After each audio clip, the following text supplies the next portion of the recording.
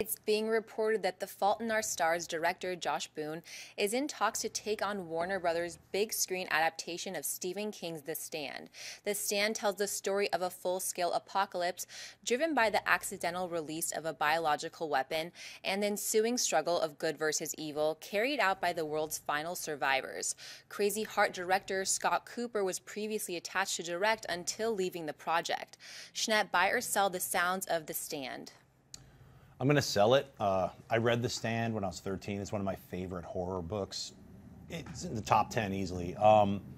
And for years, they've been doing adaptations of The Stand. They've been doing television series, Those like the six miniseries, little miniseries. Just having the scope of a book like The Stand being condensed down into 2 hours, to me, it just feels like, I mean, just as being a fan of the book and the original source material, a disservice. I mean, it's hard enough making a 6-hour movie called The Stand that you see in mini segments.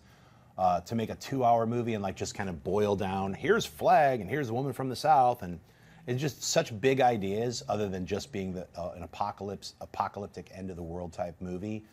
I just feel like, you know, maybe for people who've never read The Stand and seeing it, a cinematic version of it, it would be great. But just for me personally, you know, unless they're going to rock it and do an R-rated, like 2.5-hour version, 3-hour version, or something like that, where, you know, it's doable. We've seen Watchmen. We've seen movies where they were able to take something that's like a giant, you know, book or comic book, graphic novel, and condense it down and keep almost all the core elements. So, but just for right now, I'm going to sell it. You know, from what I heard, they are going to gun for a big rated R. It's difficult to give this a buy or sell. I was really excited when Cooper was going to be directed because I love the job he did on Crazy Heart. I was really excited. I have not seen Fault in Our Stars yet. And so it's really difficult to get a feel for this director and his style and how I think of. But you mentioned it too.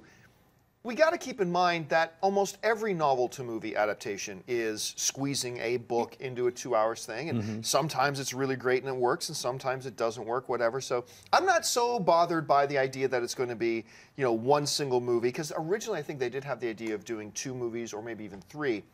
I like the idea that they can condense it down a bit, but I'm going to give it a buy. But I may change my mind really quickly after I see Fault in Our Stars, so, you know, we'll see how that goes. If you like this video, be sure to give it a thumbs up, and don't forget to subscribe to AMC Movie News on YouTube. It's free and a great way to stay updated with all the latest movie news and check out our daily show, AMC Movie Talk. Also, don't forget to check us out on Facebook and Twitter to stay in the loop for our special prizes, giveaways, and contests.